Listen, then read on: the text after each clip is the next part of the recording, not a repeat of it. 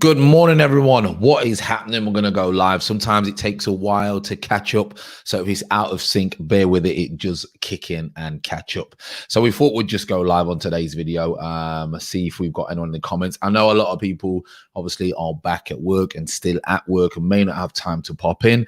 But, you know, let's get it out there and we will take it from there. So today's stream, I'm just going to go over quickly Premier League roundup, but I'm going to start with the news about obviously Daniel Ek, the Spotify CEO and owner, currently worth just over $3 billion. Seems like his interest is very legit when it comes to Arsenal. Now, he did put a tweet out, obviously, when the protests, and sometimes that's to just get a little bit of clout, a little bit of attention, because it's advertising, it's media, it's what companies do to get people that are interested in their brand to come back by creating news. So you always hear these interesting tweets and owners and stories about people want to buy things. Excuse me, I do still have sore throat and a cough. So forgive me if it sounds a little bit croaky still, but yeah, so Daniel Ek has come in. And now there's reports this morning that he has brought some legends on the team, Patrick Viera, Dennis Bergkamp, and obviously Thierry Henry, to create a team. Some would say consortium, but maybe not a consortium. Create a small team with these legends to try and get the kroenkes to sell. Now, the kroenkes' son Josh made it pretty clear on Thursday. There's a fans forum via Zoom that they're not interested in selling Arsenal Football Club. They made it pretty clear on the fans forum. Now, what this does with Daniel Ek, it causes them to rethink, because Daniel Ek, worth $3 billion, he's going to come in and they're going to try and sit around the table if it gets to that stage that they are interested in selling. Now, if the price is right, everyone's going to sell. Everyone's going to sell if the price is right. Now, the fact that kroenkes have not now got into the Super League, and they're probably thinking, well, we're not going to get this 300 million. We're not going to get this extra revenue from TV rights, from the Saudi Arabia channels or the global audience. And we've now got to reinvest money with Arteta to get this club back to where it belongs. They may be thinking that they could pull the plug, take their money and run, reinvest it in something else, because the American format of what they're trying to do is probably never going to materialize. Will there be a Super League? I believe so. There will be a Super League. But how long is that going to take? And can kroenkes now stay for that length of time and reinvest hundreds of millions to try and get this team to where it's got to get to? So I don't think they will. They may be tempted to sell, especially if someone is serious, but they're not going to sell it on the cheap because it's an absolute cash machine for them. But Daniel Ek has made it pretty clear that he's interested in Arsenal. He's now got some Arsenal legends on board to try and help him do that. I'm just going to share the screen with you and look at this. Let's have a look now. We don't want that one. We don't want that one. That's a security one. So share this one with you. It's from the Sky Sports. Sky Sports is normally your best one. And it just states here,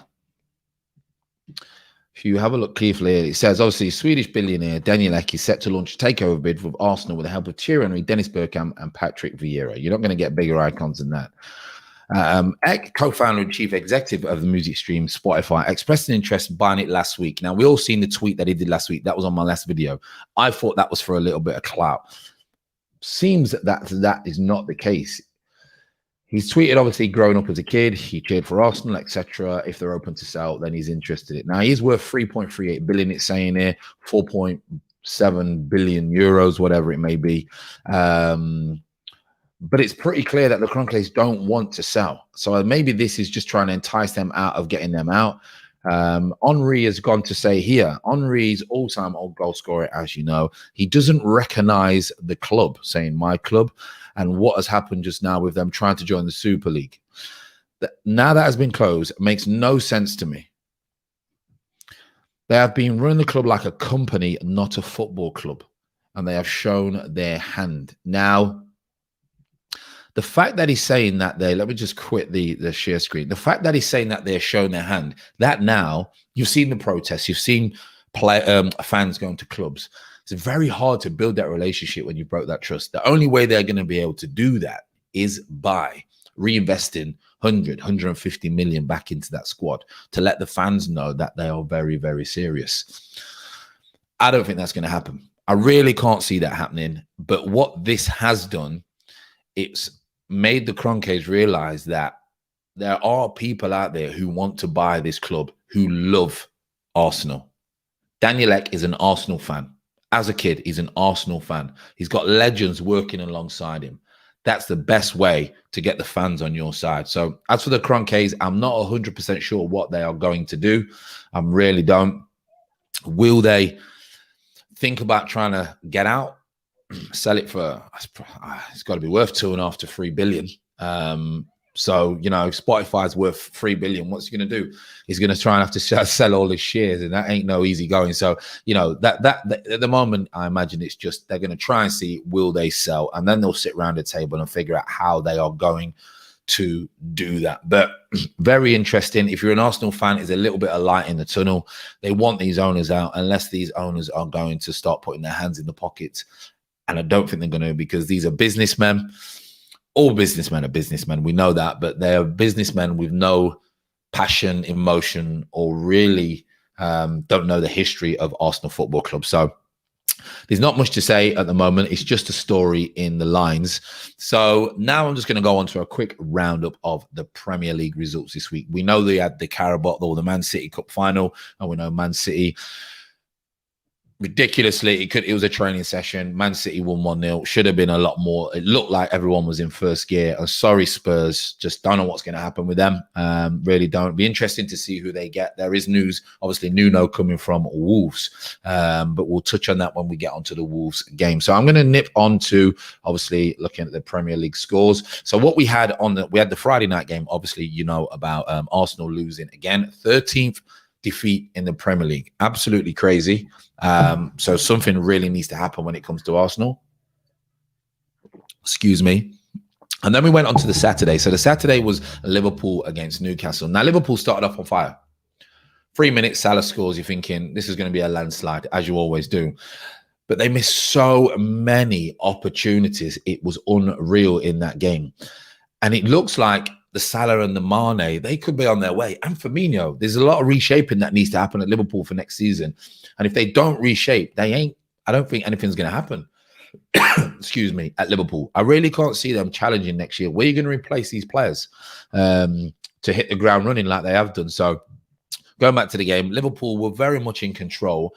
But unbelievably, because they didn't finish their chances, and we all know how football works, the last kick of the game, Arsenal loney, Willock, who's gone in there, I think he's scored 3 goals now, gives them a 1-1 draw. And that was already safe now because they had a couple of decent results. But a 1-1 draw away at Anfield against Liverpool is a huge result for Newcastle. Now, Newcastle and Arsenal, they're going to have to go into a little bit of a negotiations to see, one, does Willock want to leave? Will Arsenal sell him? And how much do they want for him? He's not, for me, he's not good enough to play for Arsenal. He may blossom. He may go to Newcastle and do well, and then maybe in the future. But he's not one to keep on. I would cash in on him, try and get, I don't know, 15, 20, 25 million, whatever you're going to get for a young English player. Cash in on him and then reinvest that money and do shrewd business. So Liverpool was 1-1.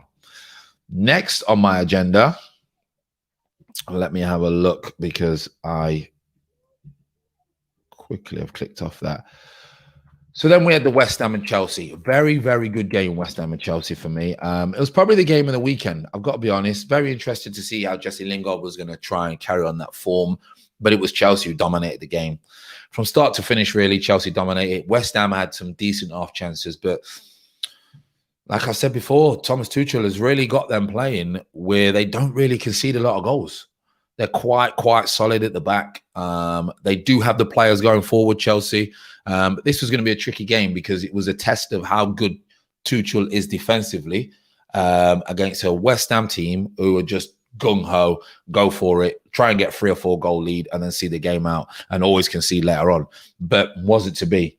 Chelsea really shut up shop when it came to this West Ham game. Jesse Lingard had spells in the game, but he was out of it. And everyone else, Souček, who has been very good this season, again got dealt with. And it was that man Werner, excuse me again, it was that man Werner who managed to get on the score sheet. A lot of saying, is he good enough? He gets himself in great positions. He assists, but is he good enough? I think he's good enough. I just think he's just a confidence player and he's just not playing well at the moment. So he's the one who got the goal for Chelsea. Werner takes it in 1-0, huge win. I think it was 4th against 5th. It was before the game, both for chasing Champions League football. But Tuchel is just quietly going about his business. And to be honest, I like what I see. It's not flamboyant. It's not exactly really exciting, but it's not boring. He don't just sit back and soak up pressure like Mourinho was. He actually allows his players to express themselves. So that's a big win for Chelsea against West Ham. We then went on to the dead rubber. Pride more than anything. Brighton obviously still with a little glimmer of hope of trying to, make sure they stay in this Premier League. Sheffield, you're already down. But it was Sheffield United. They're not going to down tools. They're a hard-working, workmanship-like team. And it was Brighton who didn't really show up shop. They had a few half chances, nothing else. And Sheffield United, a fellow Nottingham lad, McGoldrick, he's their top goal scorer. I know he's not got a lot, but he still is their top goal scorer, gets on a score sheet, gives them a 1-0. As for Brighton, they'll be looking at that and seen as an opportunity missed, really, for me, to try and nick some points. We then went on to the Sunday, and the Sunday was another Wolves against Burnley. A lot of people are surprised at this result, and me too. I really thought Wolves would have a little bit of go, but since they've lost Jota, Jimenez, I can't remember else, they've really fell off a cliff. Obviously, Doherty, who's not had a good time at Spurs, but he was solid for Wolves. Once they've lost those 3 players, they've really struggled, really struggled. And I think there's a rebuilding kind of thing that needs to go on at Wolves. They've got some good players, but they got no focal point once they lost Jimenez, and they didn't splash out and go for a centre forward. They brought the young lad in Silva, and he's had to run around and found it very hard, very inexperienced playing up top on his own. But this was a very big surprise. Burnley with a 4-0 win, Woods getting a hat-trick before half-time, and Wolves going down with the whimper. Really poor. Normally, Wolves have 20 minutes, 25 minutes of being poor in games.